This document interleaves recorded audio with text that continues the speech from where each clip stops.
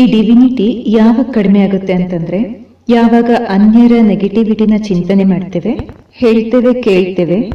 In case ಯಾರಾದ್ರೂ ಹೇಳಿಕ್ ಬಂದ್ರು ಅಂದ್ರೆ, ಇತ್ತೀಚಿನ ದಿನಗಳಲ್ಲಿ ನಮ್ಮ ವ್ರತ ನಡೀತಿದೆ ಅಂತ ಹೇಳ್ಬಿಡೋಣ. 1 ನಿಮಿಷ ಕೇಳಿ, ತುಂಬಾ ಇಂಪಾರ್ಟೆಂಟ್ ವಿಚಾರ ಇದೆ ಅಂತಾರೆ. ನೀವ್ ಹೇಳಿದ ತಕ್ಷಣ ಅಷ್ಟು ಬೇಗ ನಿಮ್ಮನ್ನು ಬಿಟ್ಬಿಡಲ್ಲ ಅವರು.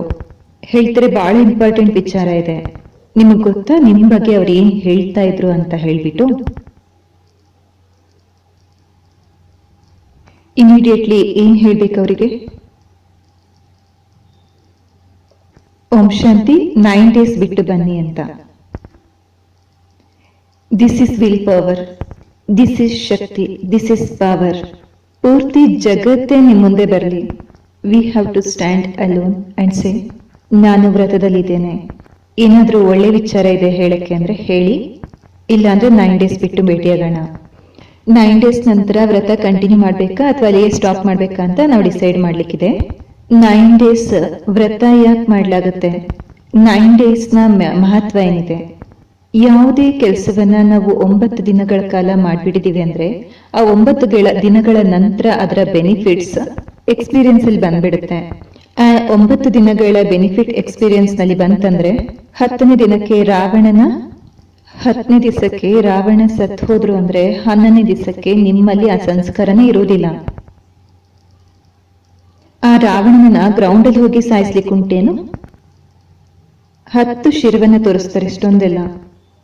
ಈ ಸೃಷ್ಟಿನಲ್ಲಿ ಯಾರಾದ್ರೂ 10 ಶಿರವನ್ನ ಇಟ್ಕೊಂಡು ನಡೆಯಕ್ಕಾಗತ್ತಾ? ಈ ಸೃಷ್ಟಿಯಲ್ಲಿ 8 ಭುಜ ಇಟ್ಕೊಂಡು ಯಾರು ತಿರುಗಕ್ಕಾಗಲ್ಲ. It is a symbolic representation of the quality, the power and the vices of the ಸೋಲ್.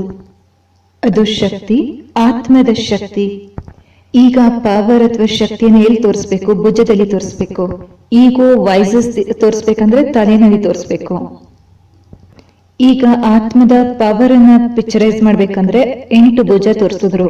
ಆತ್ಮದ ವಿಕಾರ ತೋರಿಸ್ಬೇಕಾದ್ರೆ 10 ಶಿರವನ್ನ ತೋರಿಸ್ಬಿಟ್ರು. ನಮ್ಗೆ ತಿಳಿಸ್ಕೊಟ್ಟು 9 ದಿನ ಈ ರೀತಿ ಜೀವನ ಮಾಡಿ, 10ನೇ ದಿನ ನಿಮ್ಮೊಳಗಿರುವಂತಹ ರಾವಣ ಸತ್ ಹೋಗ್ಬಿಡ್ತಾನೆ. 11ನೇ ದಿವಸಕ್ಕೆ ಯಾರಾದ್ರೂ ಬಂದ್ರೆ ನಿಮ್ಗೇನ್ ಶ್ರಮ ಪಡ್ಬೇಕಾಗಿರೋದಿಲ್ಲ. It is just a change of taste, change of taste. ಕೆಲವು ವಸ್ತು ಟೇಸ್ಟಿ ಇದ್ರೆ ನಿತ್ಯ ತಿಂತೀರಾ, ಅದೇನ್ ಹೆಲ್ದಿ ಇರಲ್ಲ, ಟೇಸ್ಟಿ ಇರುತ್ತೆ. ಅದೇ ರೀತಿ ಈ ಮಾತುಗಳೆಲ್ಲ ಟೇಸ್ಟಿ ಆಗಿರುತ್ತೆ, ಹೆಲ್ದಿ ಇರಲ್ಲ. ಜ್ಞಾನದ ಮಾತುಗಳು ಬಹಳ ಟೇಸ್ಟಿ ಏನಿರಲ್ಲ, ಹೆಲ್ದಿ ಇರುತ್ತೆ.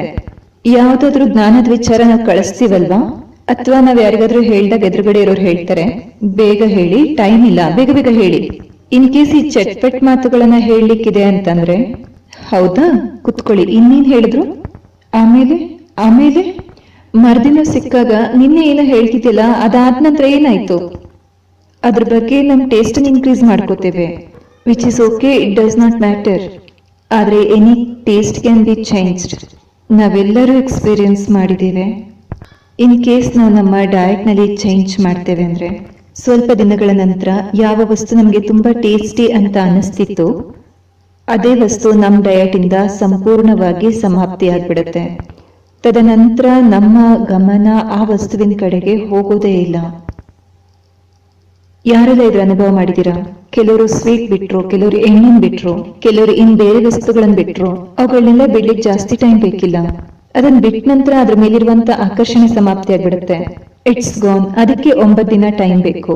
9 ಡೇಸ್ ವ್ರತ ತಗೊಳ್ತಿದ್ದಾಗ್ಲೇ ಅದ್ರ ಆಕರ್ಷಣೆ ಸಮಾಪ್ತಿ ಆಗ್ಬಿಡುತ್ತೆ. 10th ಡೇ ಬೇಡ ಅಂತ ಹೇಳಿ ಪರಿಶ್ರಮ ಬೇಕಿಲ್ಲ. 9 ಡೇಸ್ ಅಲ್ಲಿ ಅವ್ರಿಗೂ ಗೊತ್ತಾಗ್ಬಿಡುತ್ತೆ. ಇವ್ರ ಹತ್ರ ಇಂಥದ್ದೆಲ್ಲ ಹೇಳಿಕ್ ಹೋಗ್ಬಾರ್ದು. ಜನ ಹೇಳ್ತಿರೋರು ಬರೇ ಬೋರಿಂಗ್, ಇವ್ರ ಹತ್ರ ಹೋಗ್ಬಾರ್ದು ಇಂಥದ್ದೆಲ್ಲ ಹೇಳಕ್ಕೆ. ಇದ್ನ ಹೇಳಕ್ ಇವ್ರ ಹತ್ರ ಹೋಗ್ಬೇಕು. ಅವ್ರಿಗೆ ಗೊತ್ತು ಯಾರ ಹತ್ರ ಹೋಗ್ಬೇಕು, ಯಾರ ಹತ್ರ ಹೋಗ್ಬಾರ್ದಂತ.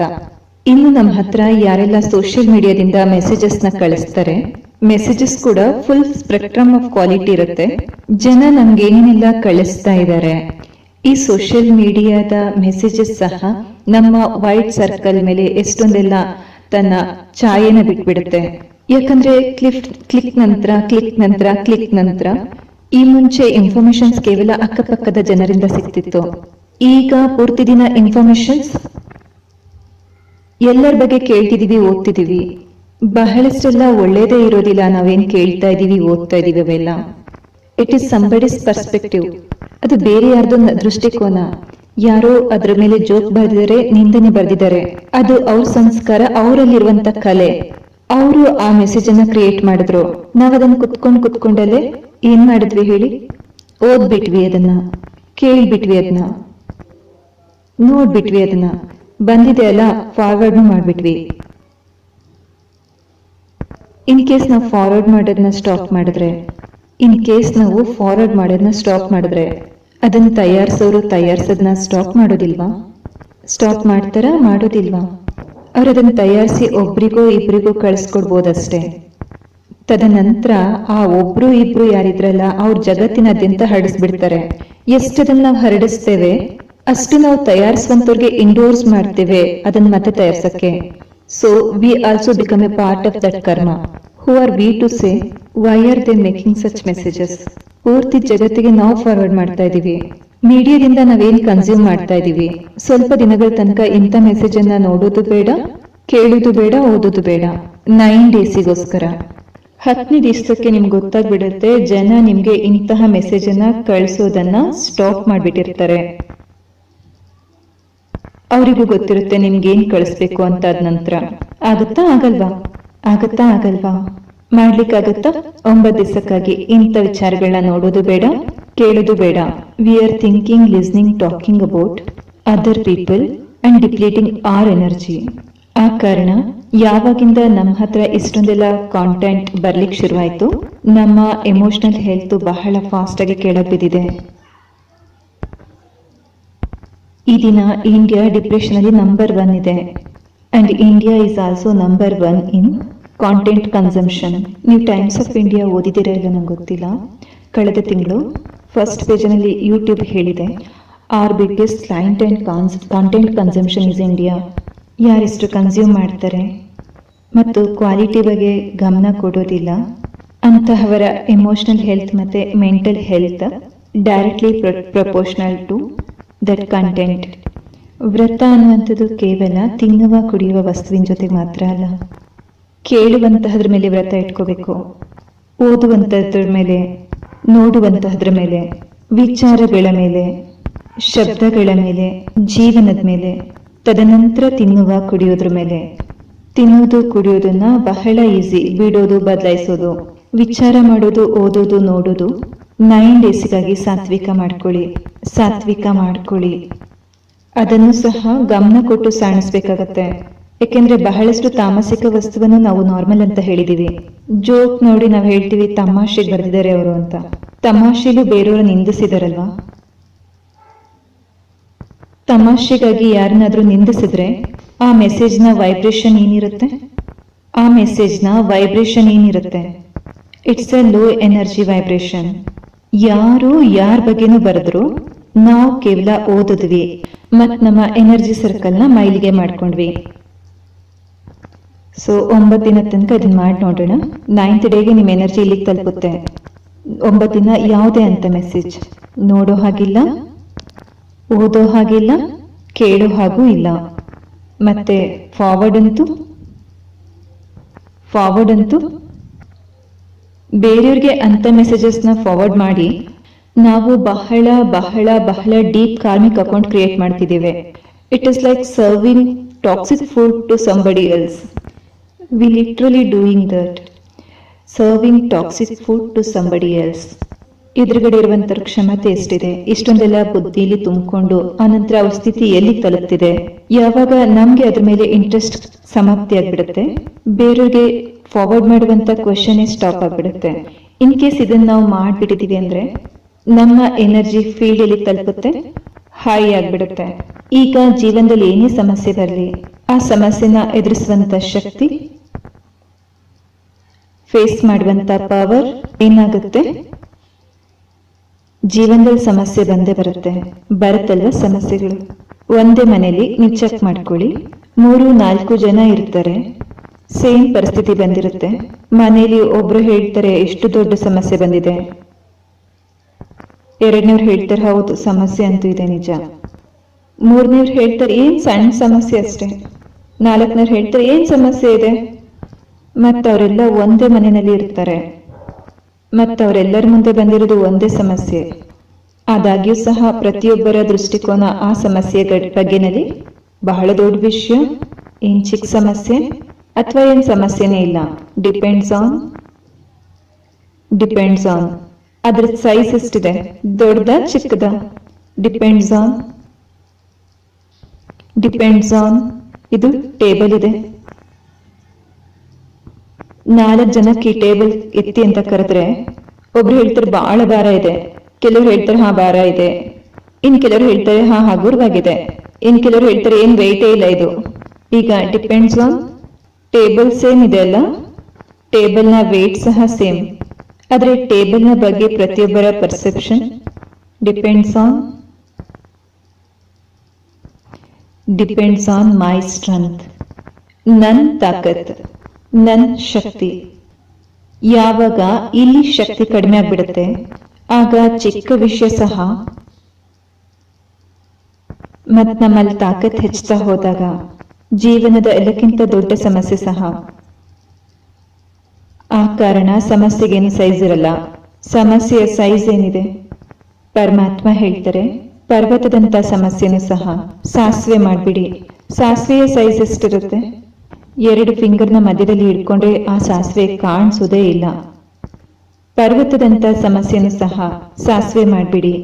ಇನ್ನ ಸಾಸಿವೆನ ಹತ್ತಿ ಮಾಡ್ಬಿಡಿ ಮತ್ತದನ್ನ ಉಫ್ ಅಂತ ಹೇಳ್ಬಿಟ್ಟು we have the power to do that but we also have the power. ಸಾಸಿವೆ ಅಂತ ಮಾತನ್ನ, ಸಾಸಿವೆ ಅಂತ ಸಮಸ್ಯೆನ ಪರ್ವತ ಮಾಡಿರ್ತೇವೆ. ಯಾವುದೇ ಸಮಸ್ಯೆ ಬಗ್ಗೆ ನಾವು ಬೇರೆಯವ್ರಿಗೆ ಹೇಳಿದ್ರೆ ನೀವು ನೋಡಿ ನಮ್ ಸ್ಟೈಲ್ ಎಷ್ಟು ಚೇಂಜ್ ಆಗ್ಲಿಕ್ಕೆ ಶುರುವಾಗ್ಬಿಡುತ್ತೆ. ನಿಮಗ್ ಗೊತ್ತಾ ಏನಾಯ್ತು? ಈಗ ಈ ಸೋದರಿ ಡೋರ್ ಓಪನ್ ಮಾಡಿದ್ರು, ಒಳಗ್ ಬಂದ್ರು. ನನ್ಗೆ ಈ ಮಾತನ್ನ ಬೇರೆಯವ್ರಿಗೆ ಹೇಳ್ಬೇಕು. ಒಂದು, ಅವರು ಡೋರ್ ಓಪನ್ ಮಾಡಿದ್ರು, ಒಳಗ್ ಬಂದ್ರು. ಇನ್ನೊಂದ್ ಮೆಥಡ್ ಆಗಿದೆ. ನಿಮಗ್ ಗೊತ್ತಾ ಏನಾಯ್ತಂತ? ಎಲ್ಲರೂ ಆರಾಮಾಗಿ ಕುತ್ಕೊಂಡಿದ್ವಿ, ಕಂಪ್ಲೀಟ್ ಸೈಲೆನ್ಸ್ ಇತ್ತು. ಆ ಸೋದರಿಯ ಧೈರ್ಯ ನೋಡು, ಡೋರ್ ಓಪನ್ ಮಾಡಿದ್ರು ಅಷ್ಟು ಮಧ್ಯದಲ್ಲಿ. ಮಾಡ್ತೀವಾ ಮಾಡಲ್ವಾ ನಾವು ಈ ರೀತಿ ಕೆಲಸನ? ನಾವು ಸಮಸ್ಯೆನ ಏನ್ ಮಾಡ್ತಾ ಹೋಗ್ತೇವೆ, ಎಸ್ಕಲೇಟ್ ಮಾಡ್ತಾ ಹೋಗ್ತೇವೆ. ನಾವು ಇದನ್ನ ರಿಯಲೈಸ್ ಮಾಡ್ಕೊಳ್ತಾನೆ ಇಲ್ಲ. ಆ ಸಮಯದಲ್ಲಿ ನಾವು ನಮ್ಮ ಎನರ್ಜಿನ ಏನ್ ಮಾಡ್ತಾ ಇದ್ದೇವೆ, ಕಡಿಮೆ ಮಾಡ್ಕೋತಿದ್ದೇವೆ. We are depleting our inner power. ಎಷ್ಟೇ ದೊಡ್ಡ ಸಮಸ್ಯೆ ಬಂದಿರಲಿ ಜೀವನದಲ್ಲಿ, ಇನ್ ಕೇಸ್ ಅದ್ರ ಮೇಲೆ ಓವರ್ ಪವರ್ ಮಾಡ್ಲಿಕ್ಕಿದೆ ಅಂದ್ರೆ ಎಲ್ಲಕ್ಕಿಂತ ಮೊದಲು ಆ ಸಮಸ್ಯೆಯ ಸೈಜ್ ಅನ್ನ ಏನ್ ಮಾಡಿ. ಯಾಕೆಂದ್ರೆ ಸಮಸ್ಯೆನ ದೊಡ್ಡದಂತ ತೋರಿಸಿದ್ರೆ ನಾವು ಚಿಕ್ಕವರಾಗ್ಬಿಡ್ತೇವೆ, ಮತ್ ಸಮಸ್ಯೆನ ಚಿಕ್ಕದಂತ ಡೀಲ್ ಮಾಡಿದ್ರೆ ನಾವು ದೊಡ್ಡವರಾಗ್ಬಿಡ್ತೇವೆ. ಯಾವುದೇ ಸಮಸ್ಯೆ ಇರ್ಲಿ, ಎಲ್ಲಕ್ಕಿಂತ ಮುಂಚೆ ಆ ಸಮಸ್ಯೆನ ಏನ್ ಮಾಡಿ, ಲೆನ್ಸ್ ಇಲ್ಲಿದೆ ಅಲ್ಲ, ಈ ಲೆನ್ಸ್ ಅಲ್ಲಿ ಪವರ್ ಇದೆ. ದೊಡ್ಡ ಸಮಸ್ಯೆನ ಚಿಕ್ಕದಾಗಿ ನೋಡುವ, ಚಿಕ್ಕ ಸಮಸ್ಯೆನ ದೊಡ್ಡದಾಗಿ ನೋಡುವ. ಲೆನ್ಸ್ ಇಲ್ಲಿದೆ. ಇನ್ನು ಬೇರೆ ಯಾರಾದ್ರೂ ಬಂದು ನಿಮ್ಗೆ ಹೇಳಿ ನಿಮ್ ಜೀವನದಲ್ಲಿ ಎಷ್ಟು ದೊಡ್ಡ ಸಮಸ್ಯೆ ಬಂದ್ಬಿಟ್ಟಿದೆ, ತಕ್ಷಣ ನಾವು ಅವ್ರ ಲೆನ್ಸ್ ಅನ್ನು ಸಹ ಏನ್ ಮಾಡ್ಬಿಡ್ಬೇಕು, ಏನಂತ ಸಮಸ್ಯೆ ಬಂದ್ಬಿಟ್ಟಿದೆ, ಇದೇನ್ ದೊಡ್ಡ ಸಮಸ್ಯೆನಾ, ಇದೇನ್ ಹೀಗೆ ಸಮಾಪ್ತಿ ಆಗ್ಬಿಡುತ್ತೆ ಬಿಡಿ, full stop, no negative thoughts about situation. ಯಾಕೆಂದ್ರೆ ಜನ ಬರ್ತಾರೆ, ನಮ್ ಜೀವನದಲ್ಲಿ ಬಂದ ಸಮಸ್ಯೆ ಬಗ್ಗೆ ವಿಚಾರ ಮಾಡಿ ಮಾತಾಡಿ ನಮ್ಗೆ ಒಳ್ಳೆ ಎನರ್ಜಿ ಕೊಟ್ಟು ಹೋಗ್ಲಿಕ್ಕೆ ಆಗಲ್ಲ. It is negative energy. When people are worrying about us is also negative energy. ತಮ್ಮ ಜೀವನದ ಸಮಸ್ಯೆಗಳನ್ನ ಏನ್ ಮಾಡ್ಬಿಡಿ, ಸಮಸ್ಯೆಗಳನ್ನೆಲ್ಲ ಏನ್ ಮಾಡ್ಬಿಡಿ, ಇಷ್ಟೇ. ಆ ಸಮಸ್ಯೆಗಳನ್ನ ದೊಡ್ಡದಾಗಿ ಮಾಡ್ಬೇಡಿ. ಎಷ್ಟ ಸಮಸ್ಯೆನ ಚಿಕ್ಕದ್ ಮಾಡ್ತೀರಾ, ನೀವು ನಿಮ್ಮನ್ನ ಪವರ್ಫುಲ್ ಫೀಲ್ ಮಾಡ್ತೀರಾ. ಎಷ್ಟದನ್ನ ದೊಡ್ಡದಂತ ನೋಡ್ತೀರಾ, ನಿಮ್ಮನ್ನು ಬಹಳ ಬಲಹೀನ ಫೀಲ್ ಮಾಡ್ತೀರಾ. It's only one thought. What thought you create over here. ಕೆಲವರು ಬಹಳ ಕ್ರಾನಿಕ್ ಕಾಯಿಲೆಯಿಂದ ಹೊರ ಬರ್ತಿರ್ತಾರೆ. ಆ ಕಾಯಿಲೆಯ ಸ್ಟೇಜ್ 3, ಸ್ಟೇಜ್ 4 ಕ್ರಾಸ್ ಮಾಡ್ತಿರ್ತಾರೆ. ಮತ್ತವ್ರ ಮುಖ ನೋಡಿದ್ರೆ ಅನ್ಸುತ್ತೆ ಇವ್ರಿಗಿಂತ ಜಾಸ್ತಿ ಖುಷಿ ಜೀವನದಲ್ಲಿ ಯಾರು ಇಲ್ಲ ಅಂತ. ಇನ್ ಕೆಲವರು ಇರ್ತಾರೆ 100 ಡಿಗ್ರಿ ಟೆಂಪರೇಚರ್ ಇರುತ್ತೆ. ಅಯ್ಯೋ ನಂಗೆ ಕಾಯಿಲೆ ಬಂದ್ಬಿಟ್ಟಿದೆ, ನನ್ನಿಂದ ಏನಾಗಲ್ಲ, ನನ್ಗೆಲ್ಲ ನೋವ್ತಾ ಇದೆ. ಸಮಸ್ಯೆಗೆ ಯಾವುದೇ ಸೈಜ್ ಇರೋದಿಲ್ಲ. We need to be very clear. ನಾವ್ ಯಾವ ಲೆನ್ಸ್ ಅನ್ನ ಹಿಡ್ಕೊಂಡಿದೀವಿ. ಲೆನ್ಸ್ ಚೇಂಜ್ ಮಾಡೋದು ಬಹಳ ಈಸಿ, ಜಸ್ಟ್ ಹ್ಯಾಬಿಟ್ ಅಷ್ಟೇ. It's only an habit of thinking and talking that way. ಎಷ್ಟು ನಾವು ನೆಗೆಟಿವಿಟೀಸ್ ಇಂದ ನಮ್ಮನ್ನು ನಾವು ರಕ್ಷಿಸ್ಕೋತೇವೆ, ನಮ್ ಇನ್ನರ್ ಪವರ್ ಏನಾಗ್ಬಿಡುತ್ತೆ, because we are not consuming emotional infection from others. ನಾವು ಕನ್ಸ್ಯೂಮೇ ಮಾಡ್ತಾ ಇಲ್ಲ. Original quality of the soul, very pure, very powerful. ಕೇವಲ ಕಲೆಗಳಿಂದ ರಕ್ಷಿಸ್ಕೋಬೇಕು. ರೆಡಿನಾ? 9 days ರೆಡಿ? ಏನೇನ್ ಮಾಡೋರಿದ್ದೀವಿ ನಾವು? 1, ಏನೇನ್ ಮಾಡ್ಲಿಕ್ಕಿದ್ದೇವೆ ನಾವು? ಮೊದಲನೇದಾಗಿ ಏನ್ ಮಾಡ್ಬೇಕು? ಏನಾಗ್ಬಿಡ್ತು? ಇನ್ನು ಶುರುನೇ ಆಗಿಲ್ಲ, 9 days ಇದೆ. ಏನೇನ್ ಮಾಡೋರಿದ್ದೀವಿ ನಾವು? ಮೊದಲನೇದಾಗಿ ಏನ್ ಮಾಡ್ತೇವೆ? ಕೇಳಿಸ್ಕೊಳ್ಳೋದಿಲ್ಲ. ಕೇಳಿಸ್ಕೊಳ್ಳೋರಿಲ್ಲ, ಹೇಳೋರು ಇಲ್ಲ. Very good. ಕೇಳೋದೂ ಇಲ್ಲ, ಹೇಳೋದೂ ಇಲ್ಲ ಬೇರೆಯವರ ಬಲಹೀನತೆಯನ್ನ. ಇನ್ನು ಮೂರನೇದಾಗಿ ವಿಚಾರಣೆ ಮಾಡೋದಿಲ್ಲ. ಕಾಣಿಸುತ್ತೆ ವಸ್ತುಗಳು. ಫಾರ್ ಎಕ್ಸಾಂಪಲ್, ಯಾರಾದ್ರೂ ನಿಮ್ ಮನೇಲಿ ಕೋಪ ಮಾಡ್ಕೋತಾರೆ, ಇನ್ ಕೆಲವರು ತುಂಬಾ ಲೇಟ್ ಆಗಿ ಬರ್ತಾರೆ, ಇನ್ ಕೆಲವರು ಸಂಶಯ ಮಾಡ್ತಾರೆ, ಇನ್ ಕೆಲವರು ಬರೀ ನಿಂದಿಸ್ತಾನೆ ಇರ್ತಾರೆ. ಇದೆಲ್ಲ ಸಂಸ್ಕಾರ ಆಗಿದೆ. It's a spectrum of samskara. We are going to see around us. ಅವರನ್ನ ನೋಡ್ಬೇಕು, ಅವ್ರ ಜೊತೆಗೆ ಇರ್ಬೇಕು, ಕೆಲ್ಸನೂ ಮಾಡ್ಬೇಕು. ಆದ್ರೆ ಅವ್ರಿಗೆ ಬ್ಲೆಸ್ಸಿಂಗ್ಸ್ ಕೊಡ್ಬೇಕು. ಯಾಕೆಂದ್ರೆ ಅವ್ರ ಸಂಸ್ಕಾರ ಸಹ ಏನಾಗ್ಬೇಕಿದೆ? ಪ್ಯೂರಿಫೈ ಆಗ್ಬೇಕಿದೆ. ಅವ್ರ ಸಂಸ್ಕಾರದ ಬಗ್ಗೆ ಇಲ್ಲಿ ಚಿಂತನೆ ಮಾಡೋ ಹಾಗಿಲ್ಲ. ಯಾಕೆಂದ್ರೆ ಅದರಿಂದ ನಷ್ಟ ಕೇವಲ ನಮ್ಗಲ್ಲ, ಅವರಿಗೂ ಜಾಸ್ತಿ ಆಗ್ತಿರುತ್ತೆ. ಸಪೋಸ್ ಯಾರೆಲ್ಲಾದ್ರೂ ಕೋಪ ಮಾಡೋ ಅಭ್ಯಾಸ ಇರುತ್ತೆ, ಸಿಂಪಲ್, ತುಂಬಾ ಚಿಕ್ಕದು, ವಿಸಿಬಲ್ ಆಗಿದೆ. ಮತ್ ಮನೇಲಿ ಎಲ್ಲರೂ ಹೇಳ್ತಾರೆ, ಇವರಲ್ಲಿ ಬಹಳ ಕೋಪ ಇದೆ, ಇವರಲ್ಲಿ ಬಹಳ ಕೋಪ ಇದೆ, ಇವರಲ್ಲಿ ಬಹಳ ಕೋಪ ಇದೆ. ಮನೆಗೆ ಯಾರಾದ್ರೂ ಬಂದ್ರು ಹೇಳ್ತಾರೆ, ಇವರಲ್ಲಿ ಬಹಳ ಕೋಪ ಇದೆ. ಎದುರುಗಡೆ ಇರೋರು ಹೇಳ್ತಾರೆ, ಹೌದಾ, ಇವರಲ್ಲಿ ಕೋಪ ಇದೆಯಾ? ಆ ಎನರ್ಜಿ ಏನಾಗ್ತಾ ಹೋಗುತ್ತೆ ಅವರಲ್ಲಿ. ಮತ್ತೆ ನೆಕ್ಸ್ಟ್ ವರ್ಷ ನಾವ್ ಹೇಳ್ತೇವೆ, ಇವರಲ್ಲಿ ಕೋಪ ಹೆಚ್ಚಿಬಿಟ್ಟಿದೆ. ಯಾರು ಹೆಚ್ಚು ಮಾಡಿದ್ದು? ಹೆಚ್ಚು ಮಾಡಿದ ಯಾರು? ಈಗ 2 ಗಿಡ ಇದೆ. ಒಂದು ಕೋಪದ ಗಿಡ, ಇನ್ನೊಂದು ಪೀಸ್ನ ಗಿಡ. ಯಾರು ಅಂತವ್ರು ಇರೋದಿಲ್ಲ ಪೂರ್ತಿ ದಿನ ಕೋಪ ಮಾಡ್ಕೋತಾರೆ ಅನ್ನೋರು. ಯಾರಾದ್ರೂ ಪೂರ್ತಿ ದಿನ ಕೋಪ ಮಾಡ್ಕೊಳ್ಳೋರು ಇರ್ತಾರ? ಯಾರು ಇಲ್ಲ ಆ ರೀತಿ. Each souls has both the ಸಂಸ್ಕಾರ. ಆಂಗರ್ ಇರುತ್ತೆ, ಪೀಸು ಇರುತ್ತೆ. ಈಗ ನಾವ್ ನೀರ್ ಯಾವ್ದಕ್ ಹಾಕ್ಬೇಕು? ನಾವ್ ಯಾವ್ದಕ್ ನೀರ್ ಹಾಕ್ಬೇಕು ಅಂದ್ರೆ ಯಾವ್ದ್ರ ಬಗ್ಗೆ ವಿಚಾರ ಮಾಡ್ಬೇಕು? ಎನರ್ಜಿ ಯಾವ್ದಕ್ ಕೊಡ್ಬೇಕು? ಒಂದಕ್ಕೆ ಎನರ್ಜಿ ಕೊಟ್ರೆ ಇನ್ನೊಂದಕ್ಕೆ ನೀರ್ ಕೊಡೋದು ಸ್ಟಾಪ್ ಮಾಡಿ. ಆ ಸಂಸ್ಕಾರನ ಸಮಾಪ್ತಿ ಮಾಡೋ ಅವಶ್ಯಕತೆ ಇಲ್ಲ. ಅವುಗಳಿಗೆ ನೀರ್ ಕೊಡೋದನ್ನ ಸ್ಟಾಪ್ ಮಾಡಿ. ಆ ಸಂಸ್ಕಾರಗಳು ತನ್ನಷ್ಟಕ್ಕೆ ತಾನೇ ಫಿನಿಶ್ ಆಗ್ಬಿಡುತ್ತೆ. ಫಸ್ಟ್ ಆಫ್ ಆಲ್ ನಾವು ಬ್ರಹ್ಮಕುಮಾರಿ ಬಳಿಗೆ ಫಸ್ಟ್ ಡೇ ಬರ್ತೀವಲ್ಲ, ಎಲ್ಲ ಕಲೆಗಳನ್ನ ಹಚ್ಕೊಂಡ್ ಬಂದಿರ್ತೀವಿ. ಕೋಪ ಮಾಡ್ಕೊಳ್ಳೋದು, ಈರ್ಷೆ, ಅಹಂಕಾರ ಎಲ್ಲ. ಫಸ್ಟ್ ಡೇನೆ ಪರಮಾತ್ಮ ಹೇಳ್ತಾರೆ, ನೀವು ಪವಿತ್ರ ಆತ್ಮ ಆಗಿದ್ದೀರಾ? Not at all. ನೀವು ಪೀಸ್ಫುಲ್ ಆತ್ಮ ಇದ್ದೀರಾ? Not at all. ನೀವು ಲವ್ಫುಲ್ ಆತ್ಮ ಇದ್ದೀರಾ? Not at all. ಅವ್ರು ಹೇಳ್ತಾರೆ, ಈಗ ಇದೇ ವಿಚಾರ ಮಾಡ್ಬೇಕು, ಇದನ್ನೇ ಮಾತಾಡ್ಬೇಕು, ಇದನ್ನೇ ಚಿಂತನದಲ್ಲಿ ತರಬೇಕು.